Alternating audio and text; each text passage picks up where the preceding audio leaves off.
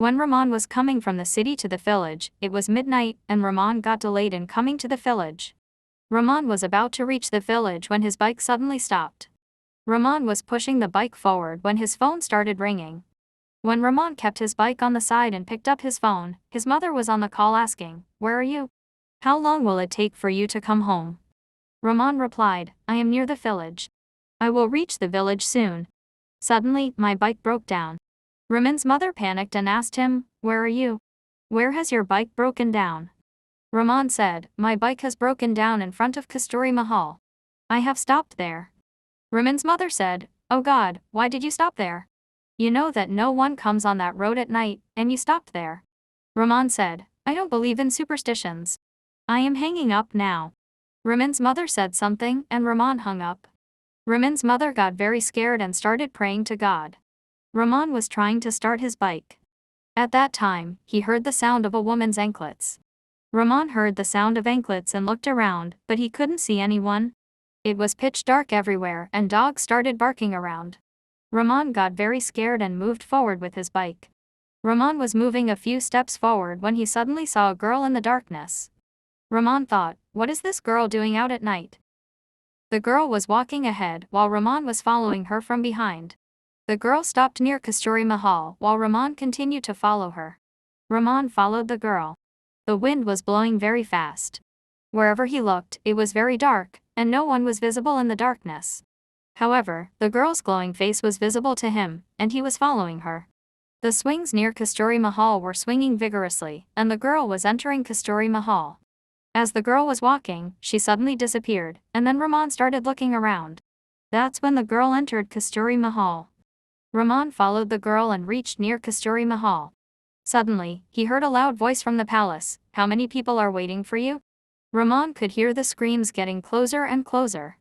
Suddenly, a ghost covered in blood appeared in front of Rahman and attacked him. Rahman's phone fell there, and calls from his mother were coming on that phone. Rahman's bike was lying outside. 12 years had passed since this incident happened. Some people had forgotten about this incident, and some had moved to the city, so the talk of Kasturi Mahal was everywhere. People were very scared, so no one would go near that palace. People were so scared that they would go to the village within 6 hours and come back from the village within 6 hours, but after evening, no one would go there. As days passed, the palace started appearing terrifying. All the trees near the palace had dried up, and they looked so eerie that everyone was afraid to look at those trees. As days passed, people's fear increased, and some people even left their homes because of this fear. Whenever the night of Amavasya came, the whole village would become terrified because someone would disappear from the village, and someone would be killed. When the day of Amavasya came, people would stay inside their homes and not send their children out to play. For years, this continued in those villages. Everyone thought it was a curse of Kasturi. Kasturi Mahal was very famous by this name. Kasturi Mahal belonged to a Thakur, who was the head of that village and ruled everywhere. At 4 o'clock in the evening, Mira called Thakur. "Father, I have reached the city. When are you coming to pick me up? I have been waiting for you eagerly." Thakur replied, "I have sent a man. Hasn't he reached yet?" "No one has come, father. I have been waiting for a long time."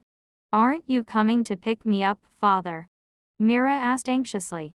Thakur reassured Mira that he would come, but he needed to take care of things here as well, so he sent a man to bring her and asked her not to worry. "All right, father. I'll hang up now," Mira said. Thakur then told his wife, "Listen, why are we bringing Mira? Everyone, pay attention and prepare to welcome Mira. She is coming, so get ready." Mira's mother was very happy about Mira's arrival and said, "Yes, I have made all the preparations." Thakur went outside the house, took his car and brought along a few men with him to fetch Mira. Mira's mother told her mother-in-law, "After many years our daughter is coming today." Thakur reached the city to bring Mira and started looking for her.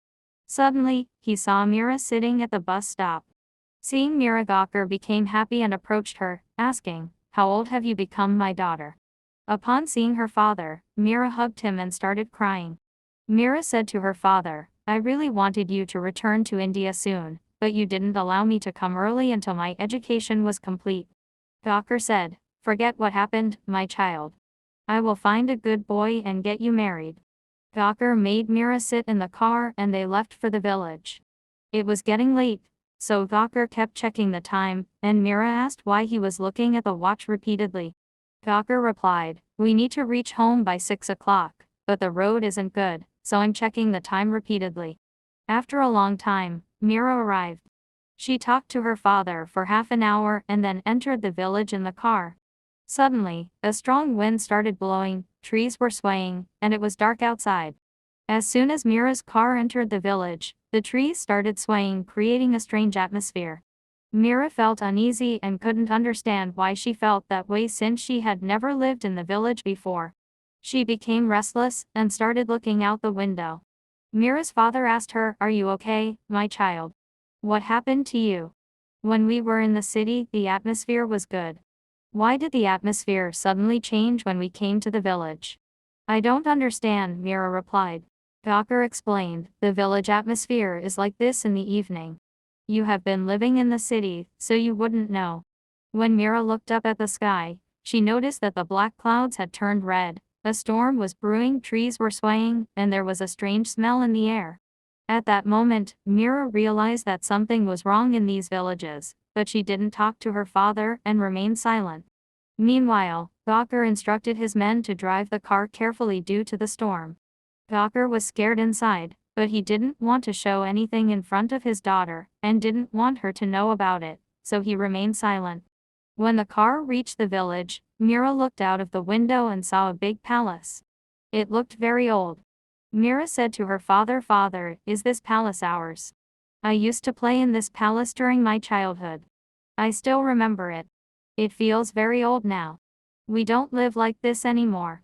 Gawker told Mira, "We don't live in this house anymore. We live in another house." "Why don't you live in this house, father?" "This house holds many memories for us that connect us," Mira asked. Mira was asking her father many questions and Gawker finally told her to be quiet now that she had arrived. The car stopped in front of the house. Mira saw many people gathered in front of the house and was surprised. What happened? Why are so many people gathered here? Mira wondered. Mira didn't know that all these people were waiting to welcome her. As Mira got out of the car, her mother took an arti fali and performed arti. Her younger sister came to her, and the entire family gathered around her. The villagers also brought some gifts for her and started giving them to her as a token of welcome. Seeing the love of the villagers towards Mira, she became very happy because despite living in the city for so long, no one had ever asked her, but the villagers loved her a lot. As everyone was meeting Mira, Gawker stopped them for a while and took Mira inside the house. Mira didn't like her father's behavior. She remained silent, didn't talk to anyone, and just kept looking around. As soon as Mira entered the house, all the family members hugged her, while her younger sister stood still in front of her.